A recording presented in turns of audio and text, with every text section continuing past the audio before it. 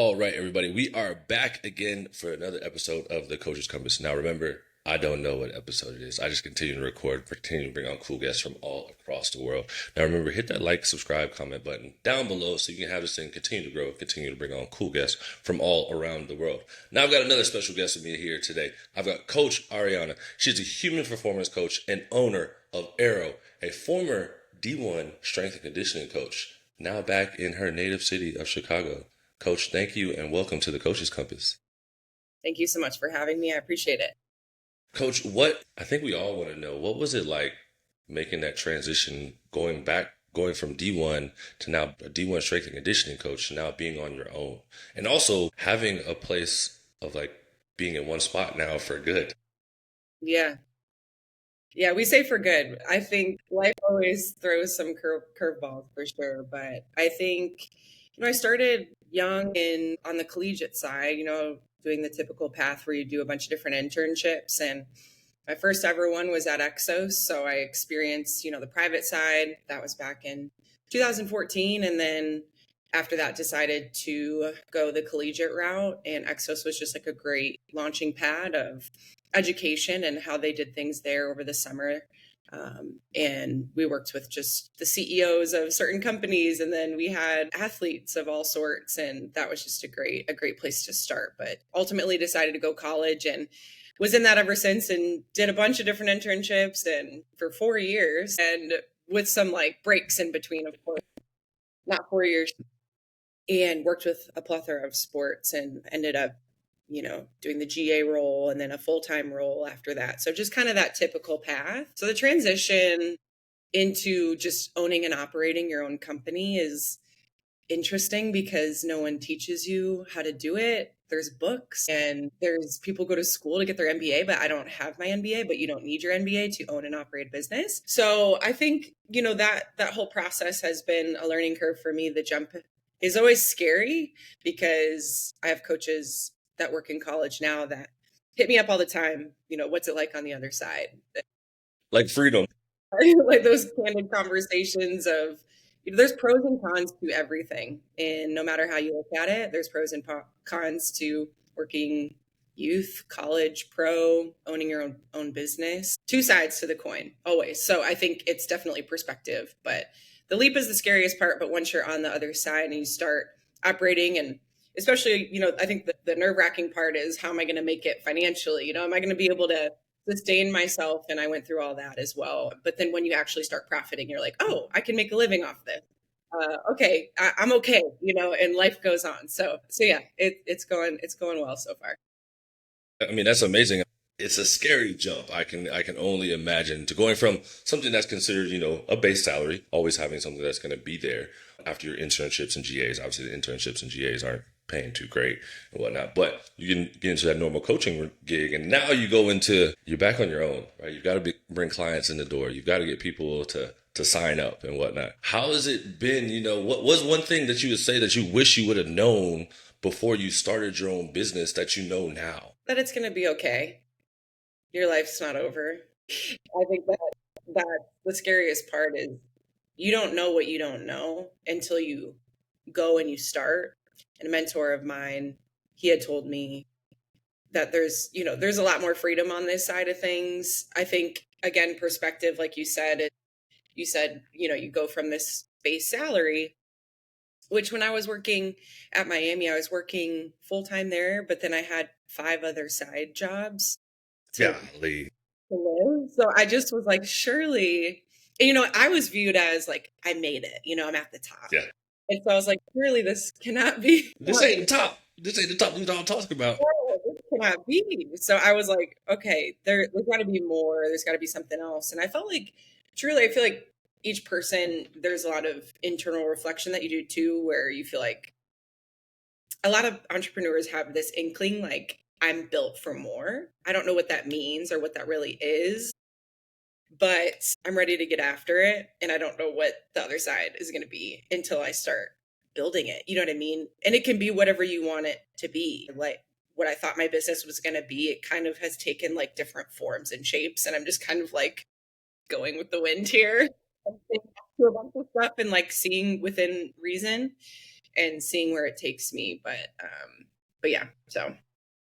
That's almost like how I feel about the whole podcast thing.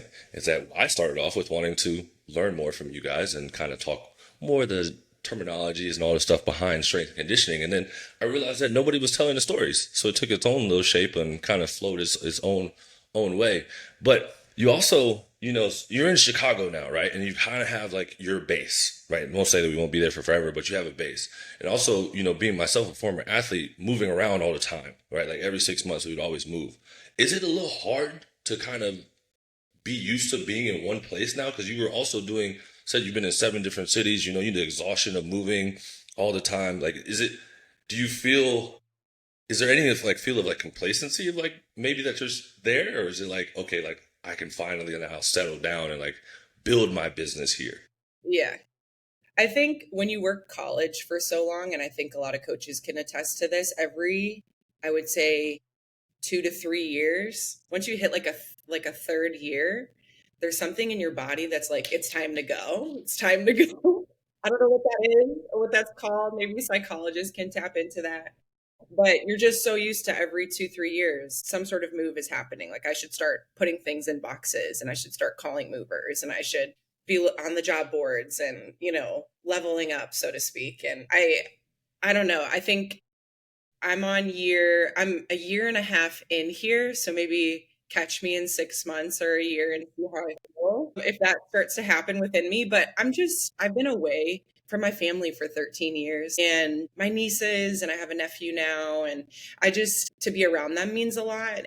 They know who I am, but I would only see them like 2 times a year. And now, I get to see them all the time. And they're like, you don't have to get on an airplane to go back to Florida. I'm like, no, I live here, remember? So it's been sweet to just have that time. But I think there's always something within you. If you have a growth mindset of like, what's the next thing? What's the next thing? But I think there's a difference between having peace with where you're at versus complacency. I think those are two different concepts. And I think being complacent is not willing to grow.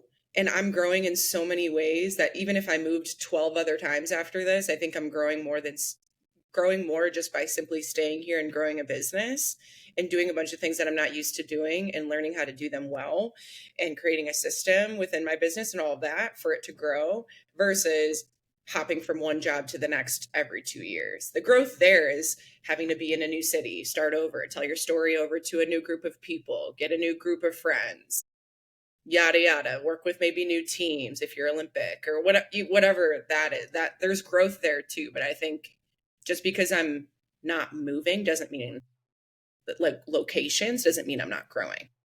That makes complete sense. I mean, you're growing something for yourself now, where like if you look at kind of the college and professional sector of being with teams, they're already kind of set, right? Like the system's already in place. All you kind of have to do is come in and kind of run your programs, reintroduce yourself and all that stuff. But now you're on the other side where you're running your own business and whatnot. And you've got to do the taxes, do all the payrolls and all that other stuff that goes along with running. Who does that? Yes, yeah, you got to send it off to them and everything. Yeah.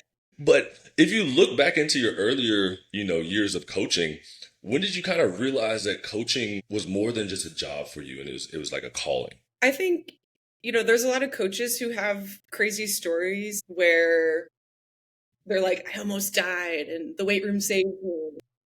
I don't have that. Like, truth be told, I don't have that story at all. I just loved lifting. I was a gymnast growing up for 16 years. That was my sport. We never lifted. We just did everything body weight and just did our sport because we were there 20 hours a week anyway I started when I was 2, but age 8 on, it was 20-hour a week.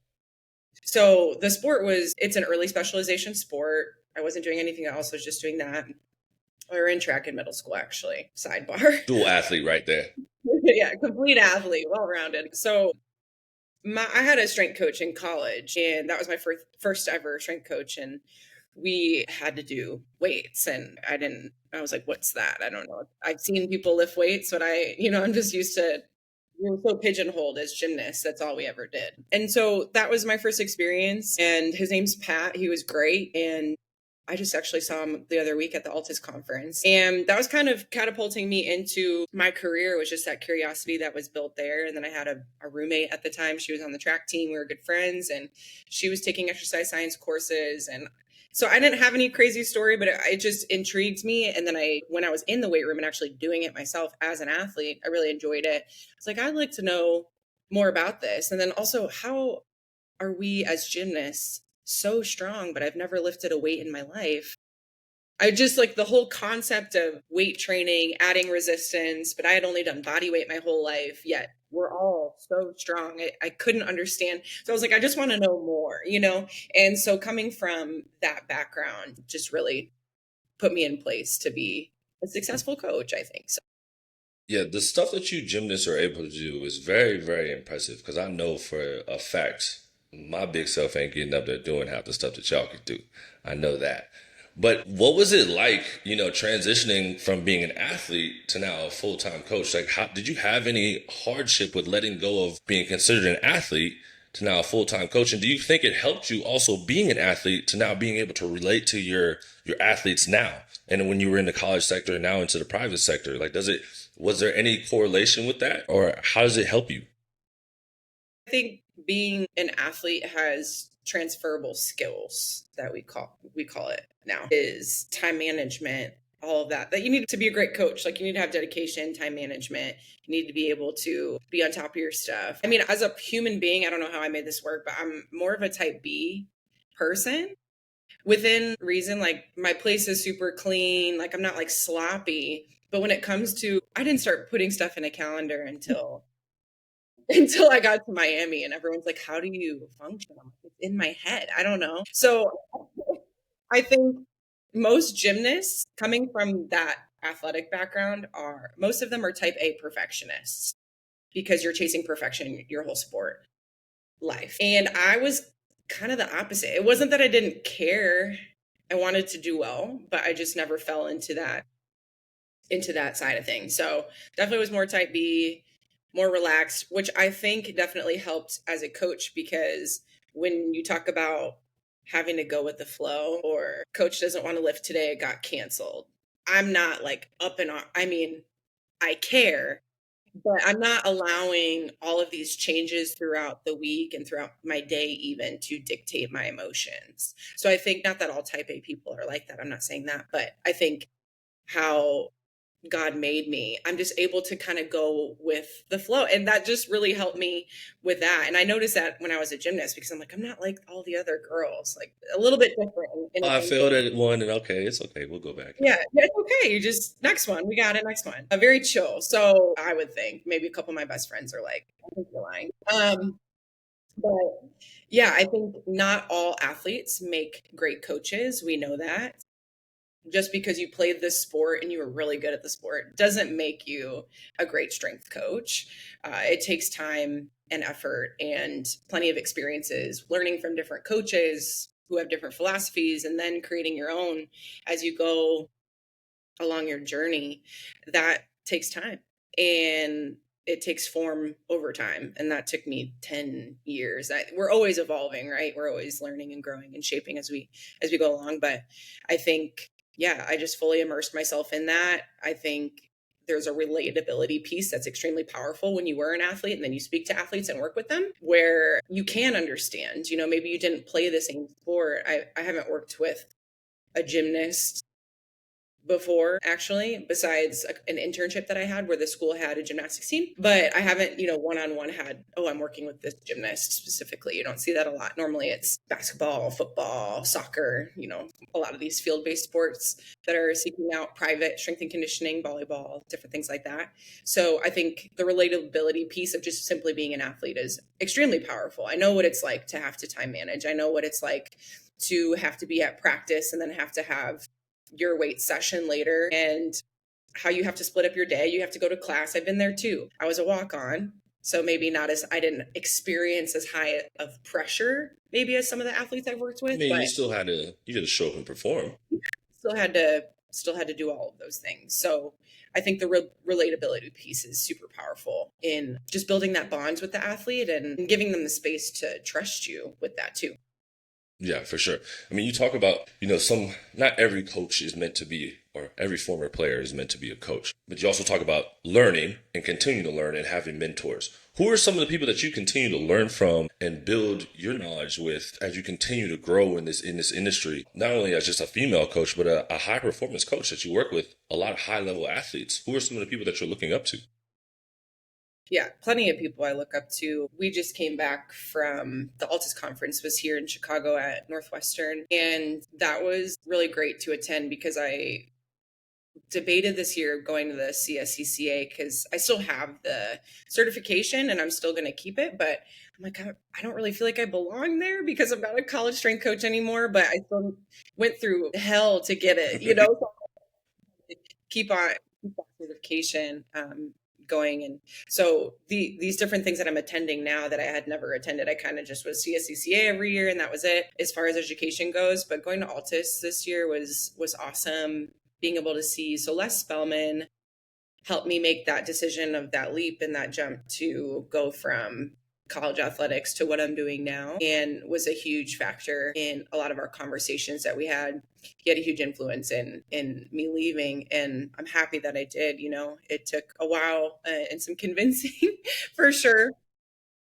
So him, of course, I have to mention him, and Donnie Mabe has been largely influential in my life as well. He's at Texas. I've never worked for him. I've never worked at Texas.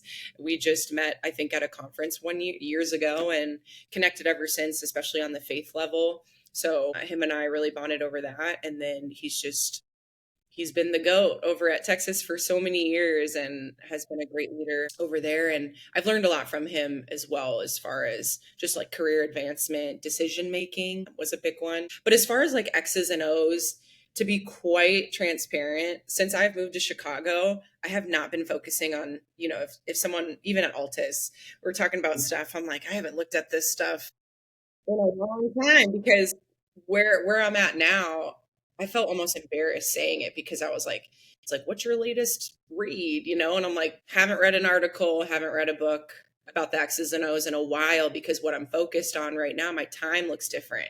I have to focus on how the heck do I create a business? So time and energy that I'm spending needs to focus on that.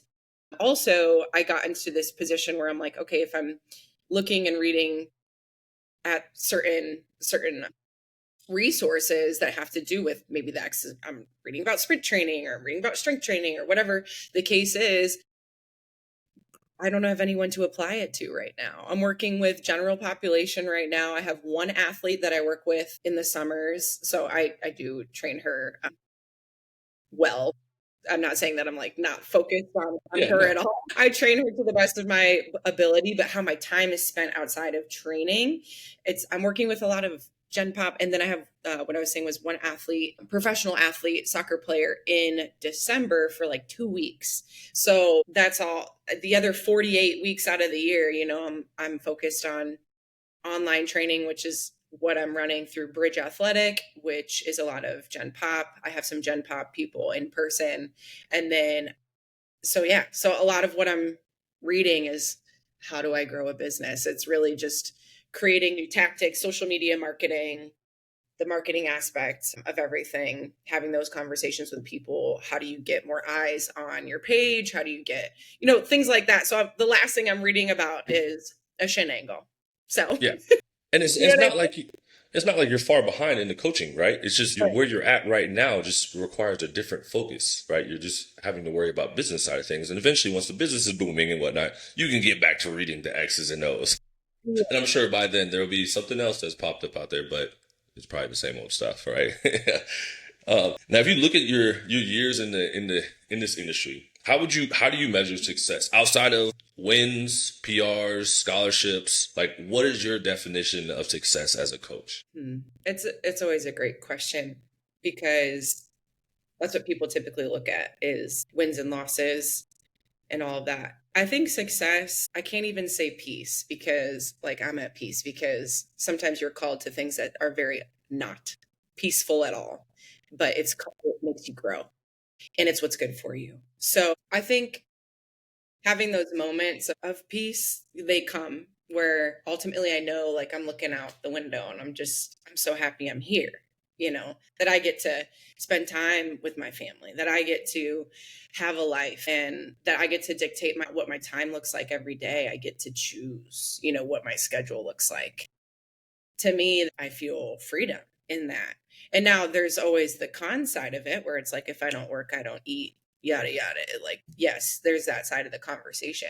But I think ultimately is I feel like I got my life back. And that's success to me, is having that time where I get to spend with my loved ones. And each day I'm like, okay, I have my in-person stuff from like 6 to 12, 12 to 5. I'm like, get on my computer, make sure my online stuff it's pretty systemized. It's already set up and it runs itself. And then so the rest of the day I'm like, okay, summertime, let's go to the pool. It's a Wednesday at noon. I'm gonna go to the pool. I'm gonna hang out. I'm gonna go on a walk on the lakefront path. I moments like that where I'm like, this is success to me, because it's not an amount of money. Of course, that stuff is helpful, but I've had jobs where I had more money than I have now. And right now I'm happier than I was at those places. So you can't even measure it with a dollar amount. Although, yes, you need some peace of mind of, can I pay my rent and my bills and all the things? Yes. Of course, yeah, you need that. But I have less money now than I did in some other places, and I'm happier. So I think that speaks to something too. As Biggie Smalls would say, more money, more problems, right? So now you're living a little more happy with a little less money. Now, before we get out of here, Coach, this question comes from one of our former guests, Coach Maddie, out of Washington D.C. She asks, and she's a younger coach in the game, so she asks, "What are your 3 tips for avoiding burnout in the industry?" And this is for the younger coaches out there that are kind of just now getting started and say yes to everything, right? That like anything that comes on their plate, like, hey, yeah, I got to do that. I got to do it. I got to do it. So they would like to know, like, what are your top 3 tips? Wherever you're working, having a transparent conversation when you get there, not later on, like set those boundaries up front. And I know and I understand when you're an intern and it's your first ever internship, you're working for free, maybe, which I think should be banned. For sure. I think that should not be a thing. That's another hot take right there. Because I'm like, this is why we're accepting jobs for $30,000. Because you're like, I'm rich. Because you're so used to Below making zero. the minimum, yeah, okay. Yeah. Our job is super important. Yeah. Yeah. I think having those transparent conversations up front is so important with whoever is your boss. Learning to say no. I know that's the opposite. You're like, say yes to every. I think there's phases, right? I'm in a phase right now. I was a college trained coach for 10 years, and now I'm a business owner, which is a new field. So with that, I have to say yes to a lot of stuff right now, but I know that in my head that that's not forever. So having those seasons of like, yes, I can say yes to all this stuff now. I'm going to have to say no later when I have a little bit more skin in the game, so to speak. And having those boundaries up front and communicating them clearly, early and often, so that it's known, I think is going to save you. You don't have to be everywhere all the time. I think showing face is important, especially if we're speaking college. Showing face, being at practice, genuinely care. Yes. But have the conversations with the coaches. Do you need me here the entire time? Or can I just do warm up, leave, and then come back for the cool down and take those 2 hours to have some me time, go walk around campus, come back, having to sit there the entire time. They don't need you. You know what I mean? For the most part, do the warm unless you're a sports science, you're tracking data, totally understand. But if you are warming up, cooling down, like you don't have to sit at practice. Maybe take it if Monday's your day where you sit the whole practice, but the rest of the week, like take that hour and a half, 2 hours to go walk around campus and come back. Those moments save you. And then I think get the heck out of the office. I think early on, yes, we talk about be the first one there and the last one to leave, yada, yada.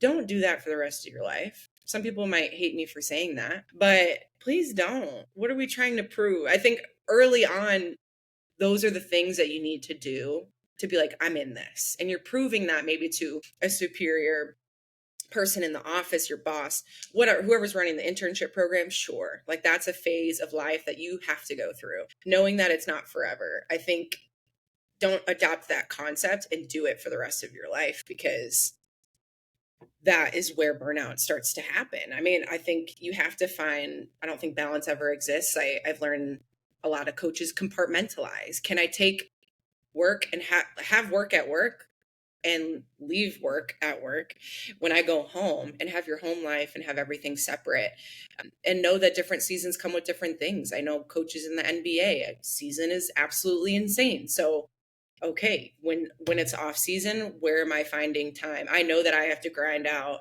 Yeah, they get on a flight, they get back, it's 2 a.m. We have to be in the weight room at 8 a.m. That's not, it's a long season, but where in that, if maybe I'm traveling, I'm on the road for 5 days, but I'm in a new city, can I take a moment to walk to a coffee shop by myself and just have that moment of peace? Where can I implement those peaceful moments throughout the chaos is what's gonna save you. And then when it's off season, okay, how can I take some time for myself? How can I, and hopefully you've communicated that with a boss, of some sort, where, hey, I need that. If you want me to be the best of me within this organization, I need this time. And if they don't respect that, then Know where you stand. and there's sometimes you just got to do what people tell you to do for a while, but then once you've been in it for a while, you can start dictating that for yourself. And then if you work for yourself, I just, who do I have to ask to go on vacation? I look in the mirror and I'm like, Ariana, do you want to go on vacation? Sure, let's go on vacation.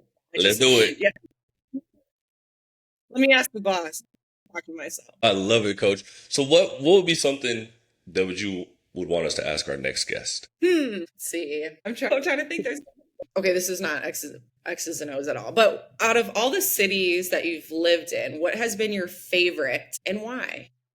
Was it the food? Was it the people? Was it the community? Because I know coaches have been a lot of places, so I feel like that would be great for the next guest. What is it for you and why? I have two answers. One is the people. So when I was at TCU for my grad degree, and I was a GA, strength coach and all that, speaking of mentors, Zach Dakin was one of mine, also there at TCU. He works with baseball, big influence on my career as well. So the people there were awesome. I loved my time in Texas. So the South, that's why I say y'all sometimes. My language is really weird. It's okay. I'm from the South too, so it's all good.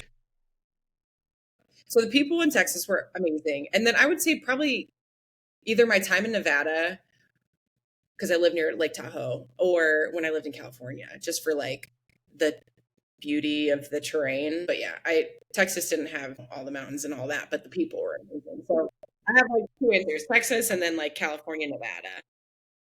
That's a wide range right there. Texas and Nevada, California. Those are two very different places. Correct. But I think Chicago wins now. So now that I'm here. There it is. Chi-Town wins. Coach, I want to say thank you, and I appreciate you taking out the time to be here today for the Coaches Compass, and always just keeping it 100 with us. Yeah, absolutely. Thanks for having me. Of course, and we're out.